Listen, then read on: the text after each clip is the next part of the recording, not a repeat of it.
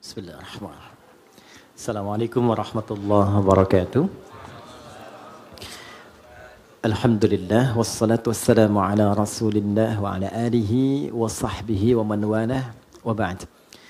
Teman-teman, tanpa kecuali yang pertama kita mengawali dengan bersyukur kepada Allah Subhanahu wa taala yang telah memilih kita untuk berada di tempat ini guna mempelajari sebagian dari tuntunan agama kita. Semoga keberadaan kita yang terpilih oleh Allah berada di sini di tengah kesibukan beraktivitas memberikan keberkahan lebih kepada kita semua dan mengantarkan kita pada kebahagiaan yang menyukseskan. Itulah kuncinya kenapa di setiap pembuka itu seringkali ada keluar kata Alhamdulillah. Jadi secara psikologi ketika diteliti, syukur itu lebih sering menghadirkan kebahagiaan. Nah sekarang yang kurang dalam kehidupan itu seringkali adalah kebahagiaan. Dan kebahagiaan itu diingatkan oleh Allah itu 5 kali dalam sehari. Karena seringkali capaian-capaian, target-target kehidupan kita yang kita kejar itu mungkin bisa didapati, tapi boleh jadi dari setiap hal yang didapatkan belum tentu itu bisa melahirkan kebahagiaan untuk kita. Nah, kesuksesan yang melahirkan kebahagiaan itu disebut dengan falah namanya. Falah. Jadi ada falah, ada fauz, ada fariha, farah. Oke? Ini fauz nih turunannya ada faiz, fauzan, faizin. Itu artinya sukses. Ya. Bekerja sukses misalnya, ya. Belajar sukses, berkarir sukses. Itu disebut dengan faz, orangnya faiz. Fauzan, faizin, pemiliknya. Jadi kalau ada yang namanya fauzan, faizin, faiz, faizah, itu artinya orang yang diharapkan sukses dalam aktivitasnya. Tapi kesuksesan itu belum tentu melahirkan ketenangan, kebahagiaan. Tenang, bahagia. Jika ada orang yang dia merasakan ketenangan, kebahagiaan. Walaupun mungkin tidak sukses mencapai apa yang ia tempuh dalam karirnya. Dia punya bisnis, dia nggak sukses. Tapi perasaan bahagia aja, tenang aja gitu. Ya. Dia belajar, IPK pengen 4, jatuhnya 3,2 misalnya. Nggak nyampe, tapi tenang aja. Ya, sukses yang belum tentu didapatkan dari kebahagiaan. Farah namanya. Sifatnya Farhan. Farah Queen, jangan Muhammad Farhan. Ya, orang yang diharapkan bahagia dalam hidupnya. Walaupun belum tentu sukses. Oke, pilih mana? Kaya tapi gelisah atau miskin tapi tenang? Kaya tapi tenang, oke. Ya. Ya, yang malu-malu jawab pengen sebetulnya kan. Oke, nah Allah tuh maha tahu. Jadi nggak harus ditanya, Allah tuh maha tahu. Sebelum dijawab sudah diharapan. Sebelum mimpi sudah dibangunkan. Makanya Allah bangunkan kita dari mimpi, naikkan harapan jadi kenyataan. Diingatkanlah 5 kali dalam sehari. Ya kan? Padahal mandi aja 2 kali kan. Makan 3 kali. Tapi untuk sukses dan bahagia 5 kali diingetin. Gabungan 2 ini disebut falah namanya.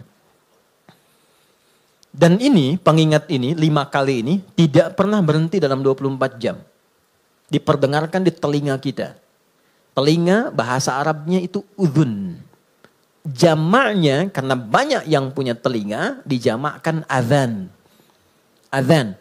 Kenapa adhan disebut adhan? Karena inilah satu-satunya panggilan di muka bumi yang didengar oleh orang yang masih punya telinga dan pendengaran. Itulah rahasianya kenapa waktu azan itu ada perbedaan di setiap tempat. Coba, kita sekarang di Tanah Kusir misalnya kan. Geser dikit Tanah Abang. Beda kan waktunya kan? Terus Tanah Abang yang di Jakarta dengan Tanah Abang yang di Palembang beda waktu kan? Palembang ada Tanah Abang juga kan? Ada, beda. Terus kalau kita riset, itu semua tempat di bumi Waktunya memiliki waktu khusus untuk adzan. Setiap tempat berbeda karena Allah mengizinkan lafaz adzan terdengar selama 24 jam di semua tempat. Dan cuma ini, di mana ada agama yang punya panggilan kesuksesan, kebahagiaan, panggilan ritual, intelektual, fisikal sekaligus diingatkan 24 jam dalam sehari. Dan ini pasti bukan buatan manusia, karena nggak ada satupun manusia membuat sebuah panggilan seperti ini. Mustahil. Nah, ini menunjukkan satu-satunya kebenaran risalah Islam. Tapi poinnya adalah substansinya bukan karena azannya. Allahu Akbar, Allahu Akbar. Oh, sholat nih. Ya. Poinnya bukan itunya. Sholat itu wasilahnya. Dari kata silah, terkoneksi dengan kuat. Yang tak terpisahkan. Kita kumpul sekarang, sifatnya disebut silah. Substansinya rahmat. Kasih sayang, berbagi. Ya. Digabungkan silah dengan rahmat jadi silaturahim. Silah itu artinya hubungan pertemuan yang menghubungkan sifat kasih yang dalam sehingga ketika berpisah itu masih ingat. Bukan saat kumpul. Ya, Mas Dude ketemu Mas Baim sekarang nyapa, senyum, wajar orangnya ada.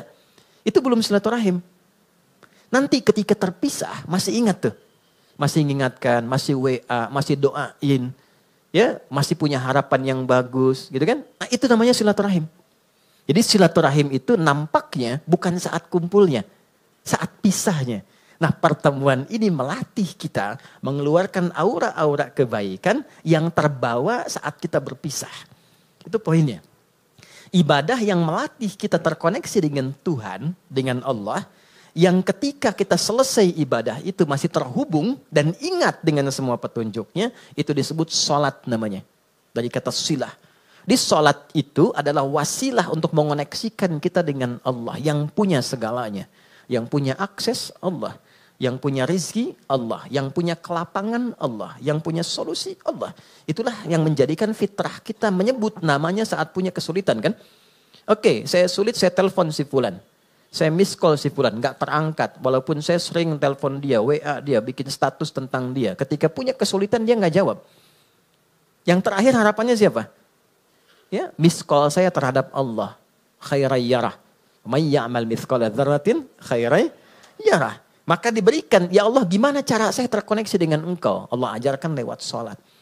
Nah, sholat itu hakikatnya adalah wasilah yang mengantarkan kita pada pemberian Allah. Pemberian itu 5 nanti. Makanya sholatnya kenapa 5 waktu. Karena 5 ini yang kita butuhkan dalam kehidupan. Dan puncak yang 5 ini adalah falah. Falah. Ketenangan kita butuhkan. Makanya di rumah tangga kan yang pertama tenang dulu, sakinah. Mawadah itu nyusul setelah sakinah. Mawadah itu kan harta yang berlimpah yang membuat kita nyaman beraktivitas. Ya kan? Mau jalan ada kendaraan, di rumah mau ke toilet nyaman, mau sholat enak, mau tidur enak, itu mawaddah namanya. Tapi mawaddah tanpa sakinah hampa. Dan sholat faidah pertamanya adalah melahirkan ketenangan. Makanya orang itu kalau sholat yang didapatkan pertama itu bukan jawaban doa, tapi tenang. Saya ulang ya, orang kalau sholat kan doa kan? Dalam ruku doa, dalam sujud doa, berdiri dia berdoa. Tapi yang Allah berikan pertama kali bukan jawaban doanya.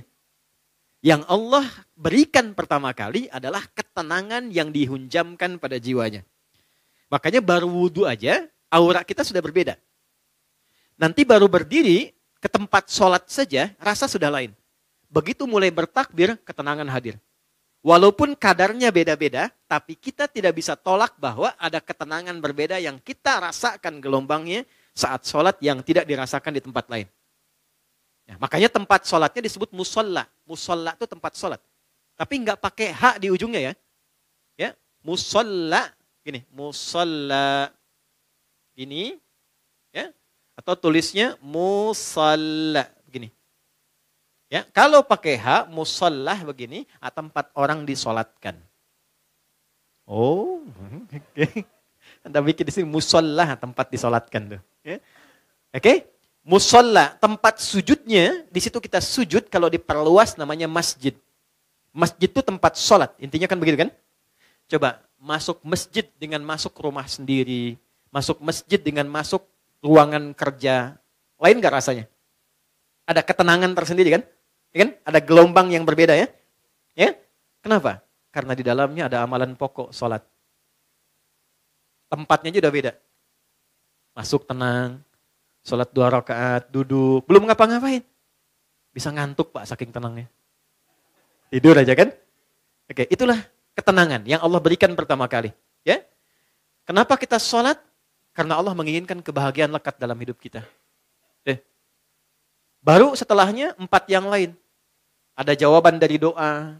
Kalau benar sholatnya karena kita terkoneksi dengan yang punya segalanya, yang mustahil pun menurut manusia, itu tidak ada batas menurut Allah. Ya, tidak ada batas menurut Allah. Banyak kisah viral dalam Al-Quran tentang permohonan yang dipanjatkan dalam sholat untuk mengabulkan persoalan-persoalan yang rumit menurut manusia. Contoh, Nabi Zakaria pernah dengar ya? Baik ya, Nabi Zakaria, istrinya namanya Eliasobat. Dalam bahasa Latin disebut Elizabeth. Elizabeth itu nama genealogi ke atasnya Eliasobat, istrinya Nabi Zakaria. Adiknya dari Hannah. Hannah itu istrinya Imran. Imran dengan Hannah menikah, kemudian mengandung Hannah, Maryam. Dalam kandungan Imran meninggal. Nanti Hannah melahirkan Maryam, Maryam nanti Bunda Maria melahirkan Isa alaihissalam. Oke. Maryam punya tempat khusus untuk ibadah. Diberi nama mihrab. Salatnya di situ. Salat di situ. Maka di dalam salat itu tempat menjadi berkah. Secara singkatnya Nabi Zakaria mencoba menunaikan salat di tempat itu. Dalam salatnya minta sama Allah berdoa. Doanya apa? Doa memohon supaya istrinya diberikan oleh Allah karunia bisa mengandung dan melahirkan keturunan. Maaf, vonisnya pada masa itu dipandang monofos dan mandul, tidak mungkin punya keturunan. Perhatikan, karena dalam sholat konektivitasnya pada Allah yang tidak punya batas dalam pemberian. Anda minta pada manusia punya keterbatasan. Maaf, pandangannya terbatas, semakin jauh tak terlihat. Pendengarannya terbatas, semakin frekuensinya tinggi atau paling rendah tidak terdengar. Akalnya pun terbatas. Maka jangan selalu semua hal harus rasional. Karena sepanjang punya sifat kemanusiaan pasti terbatas. Kenapa pendengaran terbatas, pandangan terbatas, akalnya nggak mau terbatas, itu yang salah. Oke, ketika semua terbatas, kita harus minta pada yang tidak punya batas. Tuhan, Allah. Makanya kalau mentok tuh pasti yang disebut Allah kan? Kalau mentok tuh pasti Allah. Kenapa? Karena kita sadar, fitrah kita menuntun, cuma ini yang tidak punya batas. Nah, Allah punya 90 sifat, 99 sifat pemberian. Allah punya 99 sifat pemberian disebut dengan Asmaul Husna. Quran surah 17 di ayat 110. 99 ini adalah nama khusus sesuai dengan kebutuhan kita. Jadi nggak harus semua dibaca. Butuh rizki, sebut ya Allah, ya Razak. Butuh ilmu, ya Allah, ya Alim. Punya masalah, pengen solusi, ya Allah, ya Al-Fattah. Pengen kesabaran ditambah, ya Allah, ya Sabar. 99. Qulid Allah, sebut namaku, kata Allah. Awid Ar-Rahman, kalau sedang dalam lukanya, sebut ya Rahman yang maha lembut, yang maha kasih. Engkau yang memilih aku jadi hambamu. Engkau yang mengasihiku. Ya Allah, dengan kelembutan dan kasihmu tuntaskan masalahku. Rahman. Ayyamma tad'u, tapi kalau engkau tahu, falahul asma'ul husna. Pilih nama sesuai kebutuhanmu. Maka Nabi Zakaria memilih satu nama Allah sesuai dengan sifat yang dibutuhkan. Wahab, pemberi tanpa batas. Karena orang mengatakan ada batasan, maka dipilih nama ini tanpa batas. Kalau meminta dengan nama, sebut ujungnya hab.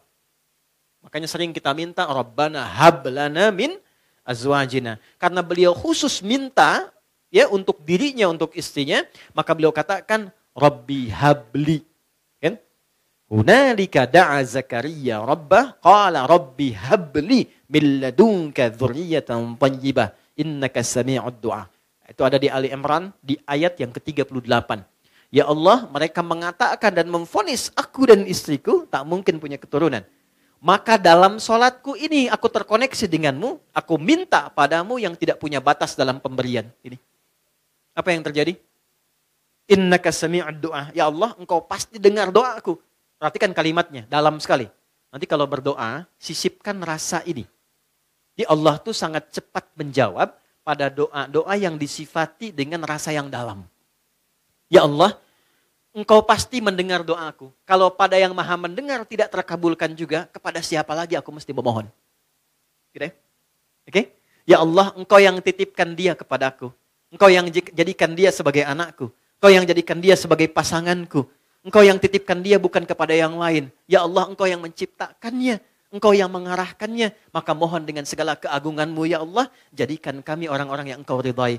Rubah kami menjadi lebih baik, lebih lembut, lebih damai, lebih tenang. Kalau dengan permohonan dan air mata aku tumpahkan belum juga terkabul, maka tunjukkan kepadaku saat ini dengan cara apa lagi bisa aku memohon padamu. Itu. Saya sering mengambil rasa itu dalam diri itu. Dan itu cepat, kadang-kadang belum minta sudah diberikan. Ya. Dan di Quran banyak, apa yang terjadi? Fanadatsul malaikah. Kalau doanya benar, turun malaikat langsung menyampaikan. Wa huwa qa'imu yusalli fil mihrab. Sedangkan beliau masih terkoneksi dalam sholatnya. Jadi sholat, selain memberikan ketenangan, itu juga mempercepat terkabulnya doa. Doa yang bagaimana yang cepat dikabulkan? Yang didahului dengan ketenangan. Tenang dalam sholat disebut tumakninah. Makanya sholatnya jangan seperti dikejar proyek. Karena proyek sholat itu proyek akhirat, bukan dunia. Ketika teman-teman membawa sifat akhirat ke dunia, maka merendahkan akhirat dengan dunia. Itu poinnya, itu yang menjadikan doa sulit dijawab. Bawa ke urusan akhirat, tepikan dunia. Itulah di awal jumpa kita katakan kenapa tangannya diangkat ke belakang begini, buang urusan dunia ke belakang. Karena yang kita kerjakan sekarang urusan akhirat. Itu hikmahnya, buang urusan dunia ke belakang. Problemnya ketika takbir dunia masih di bawah. Allahu Akbar. Aduh, konten belum jadi nih. Sepatu ketinggalan nih, gitu kan?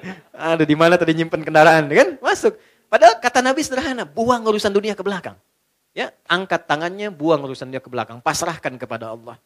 Lipat tangan begini, ya kan? Kan sudah kita belajar ini ya. Yang baru bergabung, teman-teman izin tidak bermaksud untuk mengajari, mengingatkan lihat tayangan sebelumnya. Kenapa kiri didahulukan daripada kanan? Sudah kita bahas. Kiri gambaran hal yang kadang-kadang divisualisasikan atau digambarkan hal yang kurang baik. Aliran kiri, tangan kiri, pekerjaan kiri kadang kurang bagus kan ya gambarannya. Maka kanan gambaran yang baik. Asal sholat itu asalnya begini. Tidak bersedekap. Terjadilah satu peristiwa, seseorang pernah berbuat salah. Kesalahannya fatal. Lalu ia datang mengadu pada Nabi untuk konsultasi. Ya Nabi, hukum saya sekarang daripada saya malu dihukum Allah di akhirat. Sahabat itu dulu begitu. Saya pengen selesai di dunia, nggak mau dibuka di akhirat. Karena kalau di dunia ditutup, viral di akhirat itu lebih banyak. Semua dibuka kan? Semua. Sekarang mau ditutup bagaimana? Yang tahu mungkin kita pribadi, teman dekat. Tapi di akhirat semua tahu. Oh gitu Adi Hidayat. Kelihatannya baik. Tapi dibuka satu-satu. Diperlihatkan. Ya, yang baik, yang buruk dibuka. Makanya visi sahabat, saya tidak mau di akhirat dibuka karena viralnya makin luas. Pengen diselesaikan di dunia. Jadi ketika Nabi akan sholat, datanglah orang sahabat ini, tidak disebutkan namanya.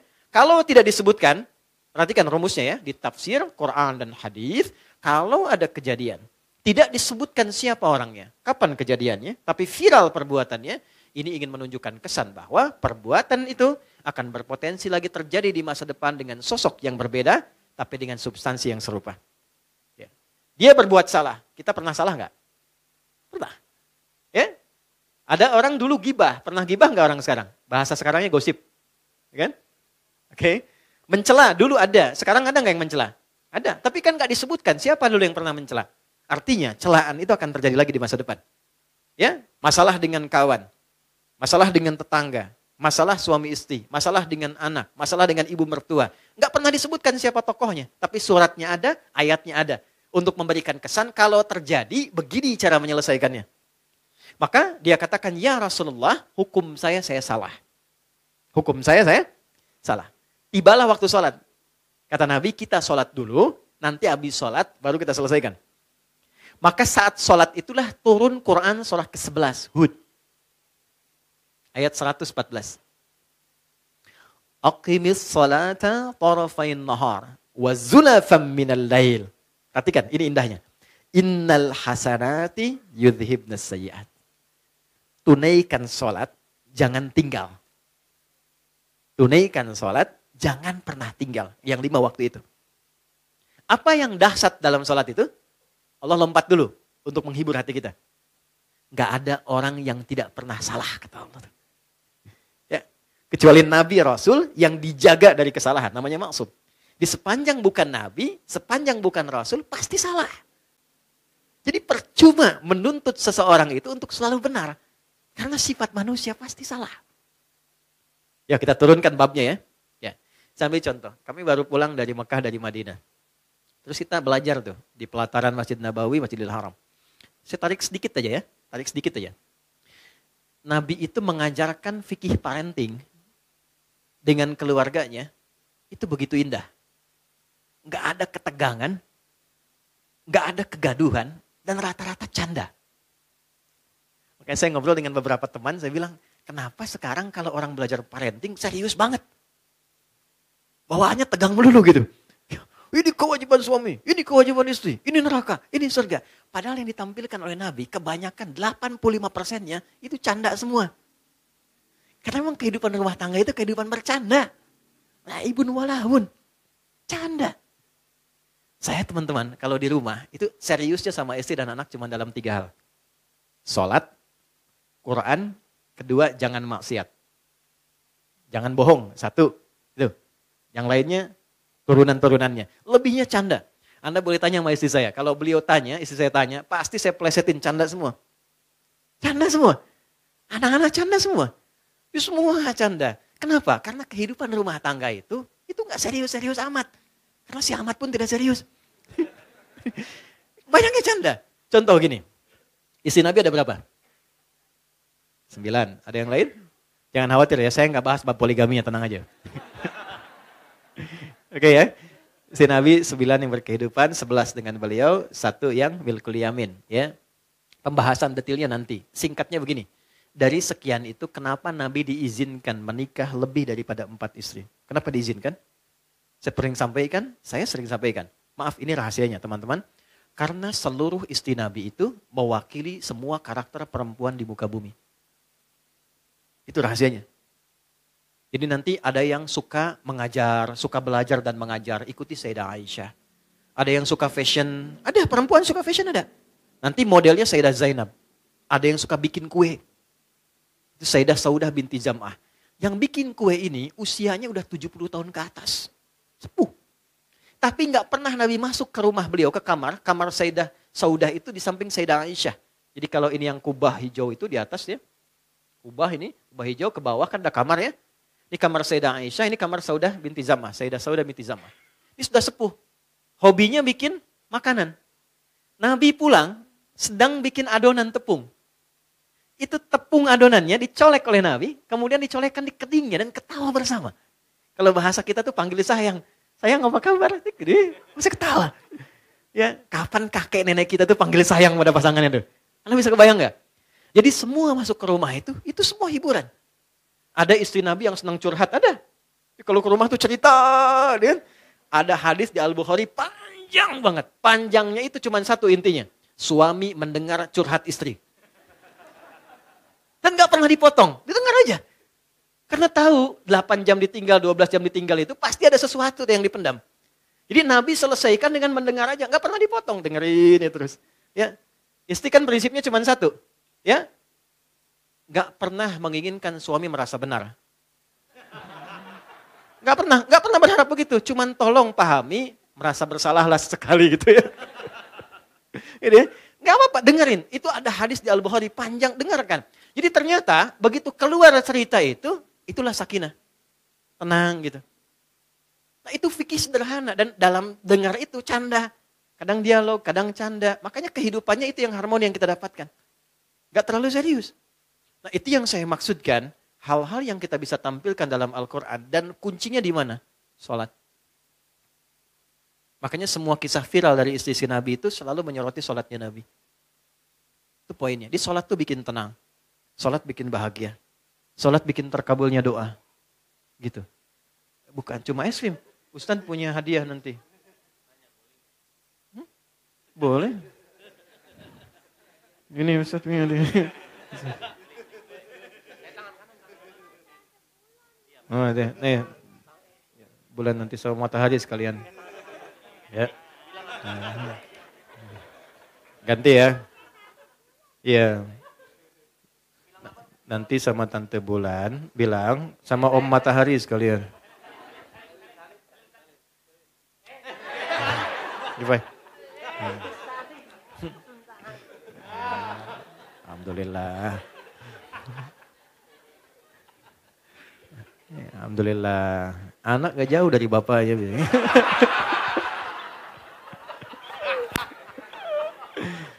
Insyaallah baik. Saya senang anak-anak. Sangat-sangat senang. Jadi saya tuh gak pernah komplain tentang anak-anak. Apa aja. Kalau di kajian ada ini, enggak marah saya. Apa? Karena mereka belajarnya di situ. Itu poinnya. Tolong jangan marah sama anak. Pesan saya, jangan marah sama anak. Sederhana, karena mereka belum dihisab. Anda dihisab. Kan tidak lucu yang dihisab marah pada yang belum dihisab. Kan? Anak tuh kalau salah, Allah gak marah karena dia sedang belajar. Jelas? Masa Allah yang Tuhan tidak marah pada yang tidak dihisab? Kita yang bukan Tuhan marah pada yang tidak dihisab dan kita dihisab. Gitu. Jadi kalau anak itu ada sesuatu yang berbeda, yang pertama dilakukan istighfar dulu. Karena anak hanya mendengar dan melihat apa yang dia lihat dan dia dengar. Lalu setelah itu mohonkan kepada Allah kebaikan. Biasanya kalau orang tua itu sudah memulai dengan kebaikan, itu langsung anak tanpa diminta jadi baik. Itu rumus. Jadi kalau pengen anak itu soleh, kuncinya satu. Orang tuanya memperbaiki diri menjadi baik. Itu langsung gak diminta jadi baik. Itu udah pasti. Rumusnya udah begitu. Ayatnya banyak di Quran. Ya. Naik sini lagi. Ini sholat. Jadi sholat yang baik membuat kita lebih tenang. Sholat yang baik membuat kita lebih enak berdoa. Sholat yang baik membuat kita, nah ini yang terakhir. Lebih dekat pada kesuksesan dan kebahagiaan. Nanti dua lagi kita simpan jauh-jauh. Karena topik kita bukan di situ saat ini. Kumpulan dari semua itu akumulasinya disebut dengan falah. Ini yang diperdengarkan 5 kali dalam sehari. Jadi ketika muadzin memperdengarkan hayya 'alas shalah, hayya 'alas shalah, Anda tanya kenapa sih mesti sholat? Itu sebelum bertanya, Allah langsung jawab lewat suara muadzin itu. Hayya 'alal falah, supaya engkau bahagia. Supaya engkau sukses. Supaya engkau tenang hidupnya. Di kehidupan pribadimu, rumah tanggamu, di kehidupan sosialmu, pekerjaanmu. Teman-teman kalau mau cek, keluarkan semua ayat Quran tentang sholat. Semua problemnya tuntas di atas hamparan sajadah. Ya, teman-teman yang perempuan pernah dengar Nabi Yakub gak? Masalahnya dengan anak kan? 12 anak, kasus Yusuf kan? Itu ditumpahkannya di mana? Lihat Quran surah 12 ayat 86 itu. Di atas sajadah. Innama ashku bathi wa huzni ilallah. Aku tuh kalau punya masalah sedikit pun, yang aku tumpahkan, curhatnya, share-nya, tumpahkan di atas sajadahku, kata Nabi Yakub alaihissalam. Jadi begitu ditumpahkan, minimal ketenangan ada, walaupun solusi belum datang. Gak percaya silakan ya, punya proyek misalnya kan, belum jadi nih. Ada tantangan, ada problem, bawa lewat sholat, tumpahkan di atas sajadah. Begitu keluar air mata, ketenangan tiba. Tenang itu mahal, walaupun proyeknya belum tuntas, tapi ketenangan ada. Nah dengan tenang itu ada kejernihan berpikir, kadang-kadang muncul ide baru dengan proyek yang baru yang menutup apa yang telah kita resapi sebelumnya. Di rumah tangga juga begitu. Kalau ada masalah, curhatnya Allah sudah bentangkan di Quran. Curhatkan kepadaku, itu bahasa Quran. Karena yang paling aman itu yang ini, yang menguasai kita. Tumpahkan ke sini. Minimal kalau belum datang solusi, ada ketenangan. Jadi lebih damai. Nanti kalau sudah damai, ditutup masalahnya dengan kita, walaupun belum selesai dengan orang lain. Tapi kita sudah tenang. Jadi kalau muncul masalah baru, sudah ada perisainya. Sudah tenang, sudah enak, sudah damai. Nanti solusi pelan-pelan akan dituntun. Jelas? Halo, kenapa sedih begini? Naik ya? Nah, ini poinnya. Nah pertanyaannya adalah, apakah semua orang yang sholat sudah mendapatkan poin ini? Dulu orang sholat dengan gerakan yang sama, bacaan yang sama, nabi yang sama, bacaan-bacaan ayat dan surat yang sama, mereka meraih apa yang dijanjikan oleh Allah dari semua manfaat sholat. Kita punya gerakan yang serupa, bacaan yang sama, Qur'annya sama, nabinya sama, hadisnya sama. Kenapa? Standar yang telah Allah tetapkan dalam Quran belum maksimal kita raih. Cuma 2 jawabannya seperti yang pernah kita ulas. 1, ini bahasa Quran. Kebanyakan orang yang sholat, 1, ini bahasa Quran. Boleh jadi belum khusyuk dalam sholatnya. Kedua, boleh jadi sebagian dari orang yang sholat itu, ini poinnya, tidak paham, tidak mengerti apa yang dibaca dan dilakukan dalam sholatnya. Jadi hanya formalitas secara fikih saja. Fikih itu gini, fikih itu menggugurkan kewajiban.